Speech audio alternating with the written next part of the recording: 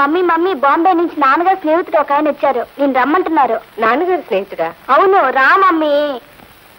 అరుగో. నువ్వా?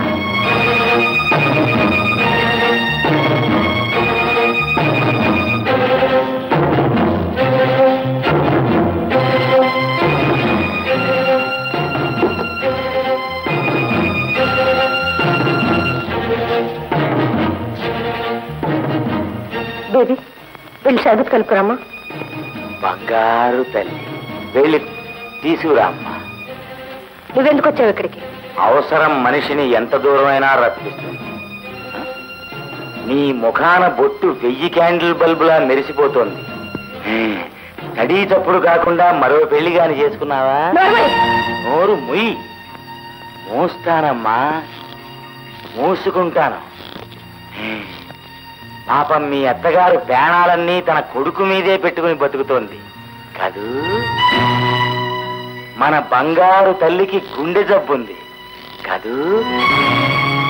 నీ మొగుడు చచ్చిపోయిన సంగతి వాళ్ళకి ఒక్కసారి చెవులో ఊదేసి పర్మనెంట్ గా నా నోరు మూసుకుంటాను.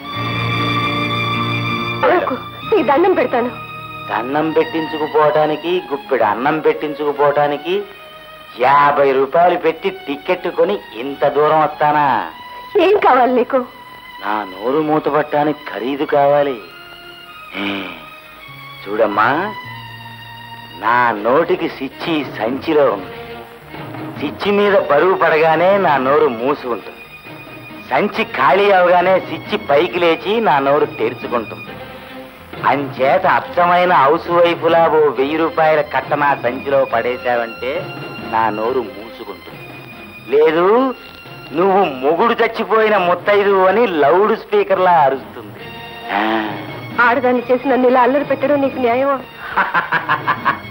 న్యాయానికి, డబ్బుకి, కారానికి, తీపికి ఉన్నంత తేడా ఉందమ్మా.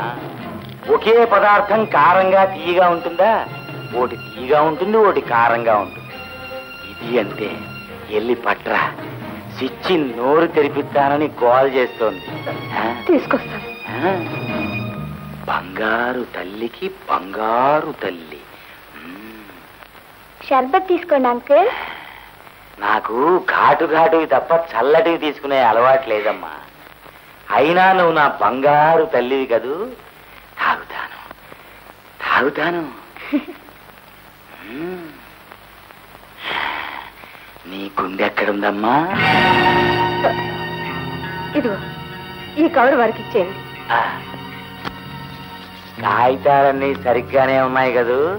తక్కువైతే సుచ్చి. అన్ని సరిగ్గానే ఉన్నాయి.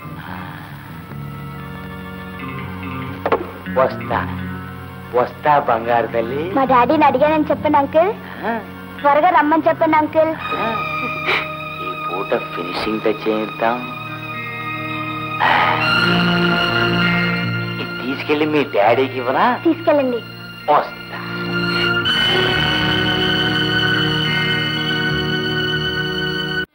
అమ్మా శ్రీలక్ష్మి. అరే వదిలి కూర్చో. ఏవో కొత్త పెళ్లి కూతురా, బాగున్నావా? మా రాధ వరలక్ష్మి వ్రతం నోచుకుంటోంది, నువ్వు తప్పకుండా రావాలి. నాకు ఈ మధ్య ఒంట్లో నలతగా ఉంటుంది వదినా. 5 నిమిషాలండి, నువ్వు రాగానే వాయన